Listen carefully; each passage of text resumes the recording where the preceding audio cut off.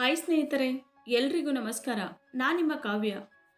ಇವತ್ತು ಮತ್ತೊಂದು ಹೊಸ ಪ್ರೊಫೈಲ್ ಜೊತೆಗೆ ನಾನು ನಿಮ್ಮ ಮುಂದೆ ಬಂದಿದ್ದೇನೆ.